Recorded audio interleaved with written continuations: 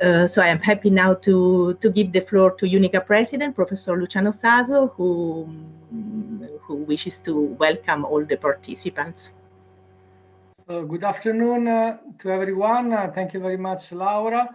It is a great pleasure for me to open this UNICA Scholarly Communication webinar.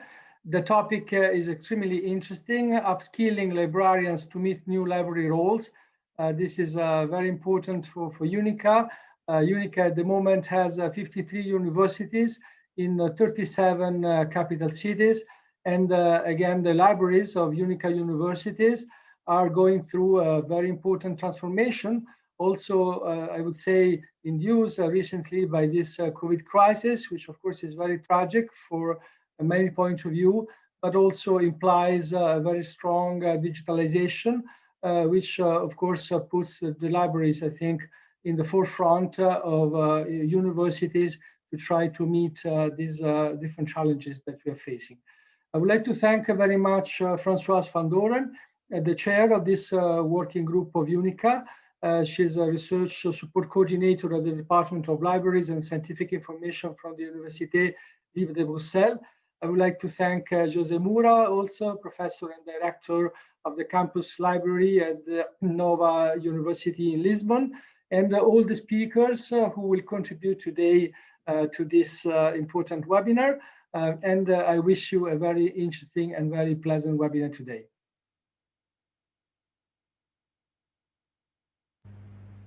Thank you, Luciano. So it is my pleasure to welcome you to this UNICA webinar about upskilling librarians to meet new library roles. The webinar is organized by the Scholarly Communication Group, which I'm chairing, and besides organizing webinars, which has become very trendy, the group also organizes a seminar every 2 years, hosted by a university member of UNICA and addressing topics related to libraries, scholarly communication, open access, and more recently, open science. And so, in short, all the hot topics at the heart of library concerns. We hope we will be able to organize the seminar face-to-face next year.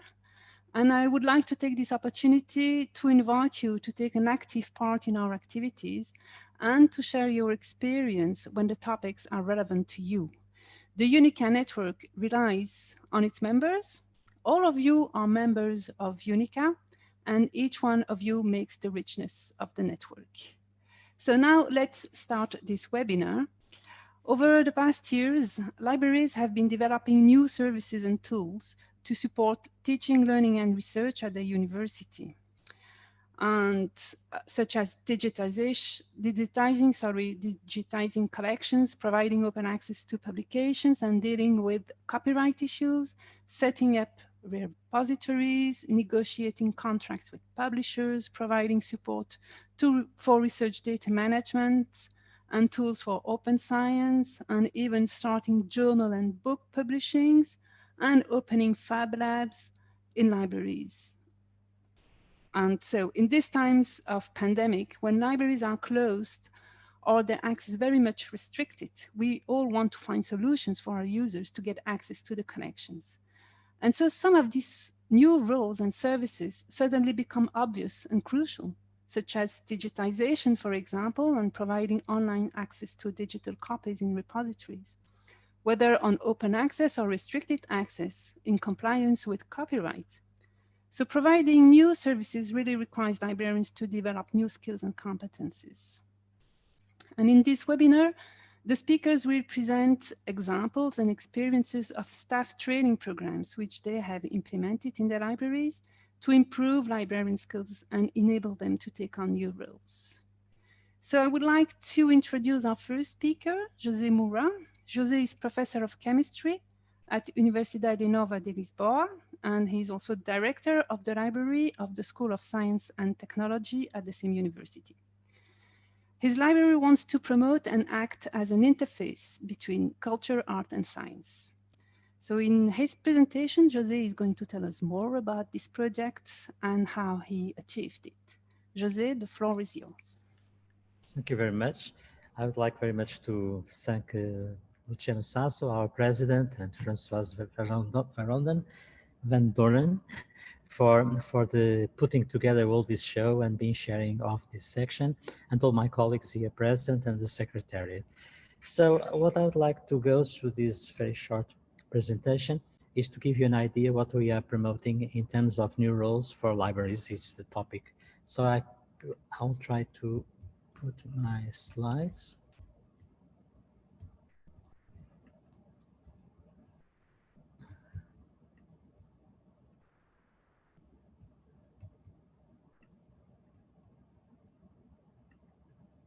It's okay now? Can you see my presentation? José, no, we cannot see it. No? No. It's okay in a while. Whatever. Let's see.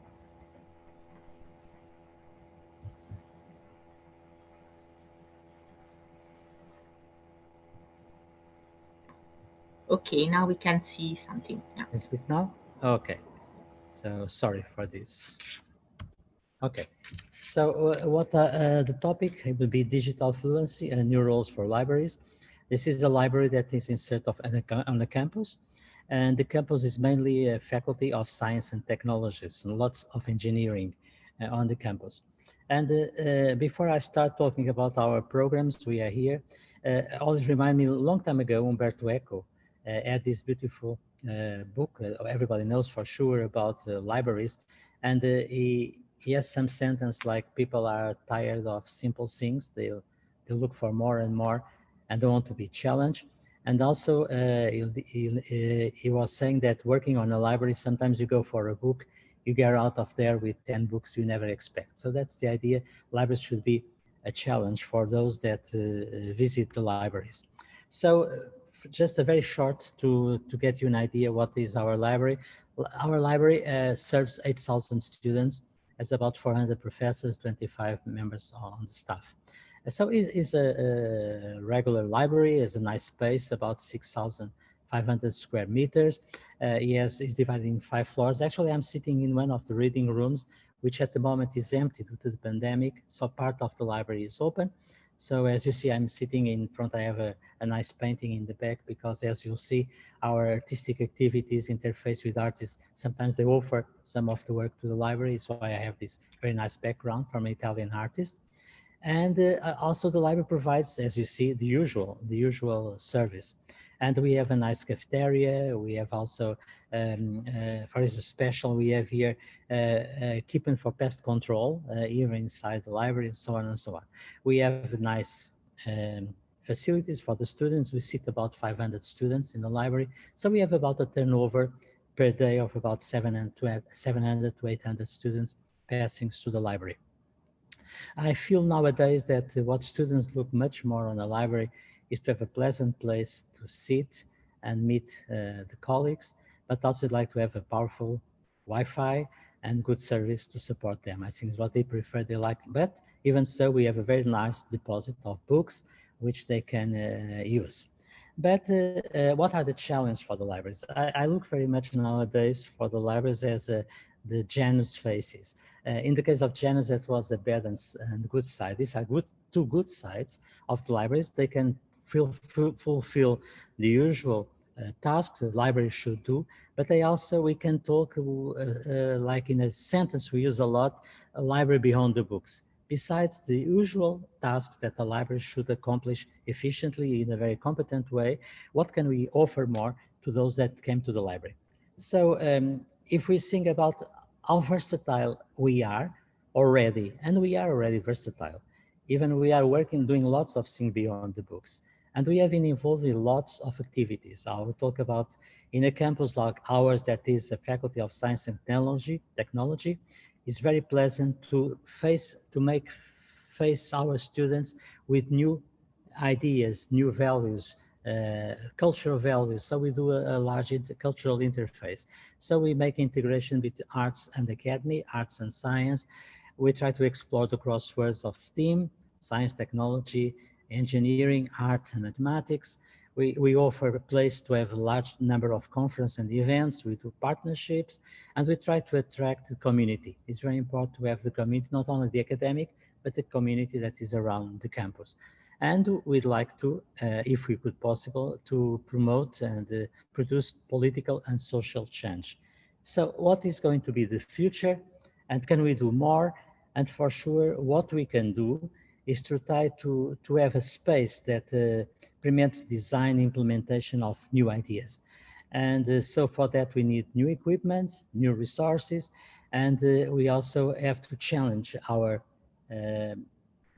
users must be challenged with a new different of ideas, strategies, and especially having a critical thinking and innovate. So it's going to be our main task for doing this. And the way we have approached, one of the ways we have approached is to use this idea that you can do yourself things, and that makerspace and fab labs are very important to accomplish this task. So what I would like to talk about is the mission of these Fab Labs, in case our Fab Lab, is a place where we can provide modern and collaborative environment. This is important. And also we want to attract the teachers and researchers of the campus, but the community. It's very important of us to attract the community. And we have to offer them digital literacy programs and projects that aims to provide the users with information and skills.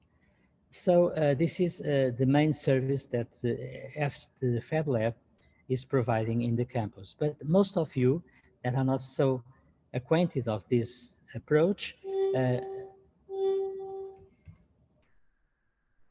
we can ask you, and maybe you are asking this question, why having a digital fabrication lab in a library?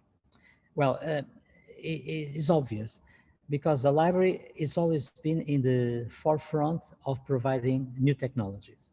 Libraries are space with tradition of collaboration, and where we learn new things. They are available to everybody. This is a very democratic space, so it's available to everybody. And digital fabrication now is recognized as a powerful tool for teaching. So it makes sense to have a Fab Lab in the campus. And what can a Fab Lab offer? The Fab Lab can offer infrastructure that supports teaching and research, and there's a lot of disciplines that can be approached by the Fab Lab. We open a collaborative space, and you have to think, we have lots of engineers here and physicists and mathematicians, but also we can provide more people that can use the Fab Lab, like architects, different school entrepreneurs, and again, the community. And so we like to offer these people, or convince them it's very important to have a literacy in digital fabrication, to offer programs on these matters. In general, Fab Lab have 5 pillars, which are recognized from the Fab Academy that reunites this kind of spaces, this kind of space. And these main pillars are the 3D printing, laser cutting, CNCs, electronics, and vinyl cutting. As you see, I have a lot of examples here, which shows you different interactions. For instance, we can be working with science materials, or can be working with museums. We can do pieces that are important for equipment that are homemade. We can do electronics, and we can do vinyl cutting, for instance, which looks like something very simple, but I will tell you, this was very, very important due to the pandemic. The Fab Lab was doing a lot of signs to put in the floors, arrows, signs where to enter and not enter, what are the spaces that are reserved. So this has been very, very important, and we have been doing a lot of useful work for the academic environment and for the community. So talking about digital fluency, I'm going just to approach 4 examples, which can give you an idea what we are doing now using this compromise with the campus and the community. First of all, we provide a lot of workshops. This is a way, as in the bottom of this slide, you can see the topics could be from 3D printing, laser cutting, electronic design, Arduins, soldering also is very important to learn all these methodologies. So this is an offer every month. This was in July. We offer workshops which are very inexpensive. And the people in the pandemic times was even more important because we could them online. So we increased a lot of workshops, but they ran all the year along. And this is an important activity of spreading the digital fluency. It's very important because people can get basic information, but also when possible, they get hands-on. So it's also a good approach to learn all these technologies. The other case I'd like to share with you is the course we are giving in collaboration with the Fab Academy. This is a very intensive course. Several worldwide Fab Labs participate. Large number of students are involved. It's a long course. It's about 16 weeks. It's not, is expensive. The tuition is not, well, is important the tuition for these courses, but we distribute the education model. So it's spread all over the world. And the idea, what is the way is run? Well, every week the students have contact with the MIT, where they have all day face by face with the instructor a topic. So there are 16 topics that are discussed through the Fab Academy. And the next days until the next week, they have to realize a job that is proposed. And so they get a very large knowledge about different techniques, not only the 5 pillars of digital fabrication, but much more. So by the end, they are very well trained. And we have done this in 2017, and we are now open already for 2021. And we think we are going to overcome with all the problems we are facing. But what is also important is that this course, in our case, they get a diploma from the Fab Academy, but also get a supplementary SCTS from the Scientific Council of our faculty, which means the students that realize this course can go for next to a master program already with some equivalence, so with some SCTS that can be used for further studies. So it's also important, and there's been I would say, a success, this kind of interaction with the Fab Academy. The other two cases I'm going to show you, we approach different public. What I'm going to show you is a kind of what we call Fabulous project, where we look for secondary schools and vocational schools. And we try to make the kids to go through a process of learn and share, and to, in the middle, they also hands-on. So what they learn about to integrate digital manufacturing technology into education. They have this be proud to do it yourself. We change also to think that you can do almost everything.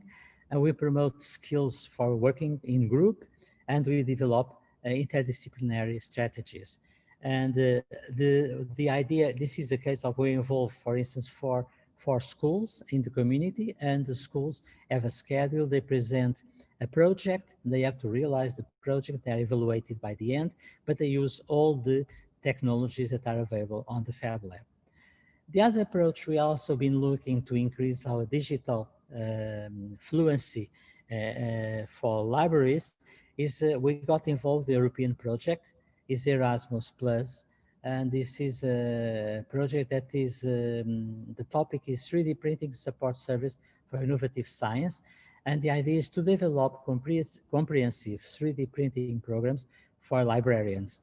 So we try to make the libraries aware of the technology of 3D printing. And so the librarians can also do a very large interface with the students and the academics that came to the library. We have different main activities, but for instance, in the case of our library, we are very much involved in doing a mapping of 3D training for librarians in Europe. So this is going to be a way to spread the news about this new technology of digital fluency. So in terms of what I'd like to discuss with you was more or less this, the four topics that I present you. And also I would like to thank you for listening, but I think this is a very nice way to involve libraries in new roles. Doesn't mean this is not the only way to go. There are several ways we can go. And in our case, for instance, the library is doing a large interface, not only in digital fabrication, but also in open access. and also providing our users with nice exhibitions on art, giving them moments, musical moments. Also have, why not, sometimes happenings that happen sometimes in the front of the garden of the library when we have the good weather. And we hope that in the near future, we're going to be able to do everything again. I miss a lot to see people in front and inside the library. And thank you very much for your attention. Thank you very much, José, for your inspiring presentation. I am pleased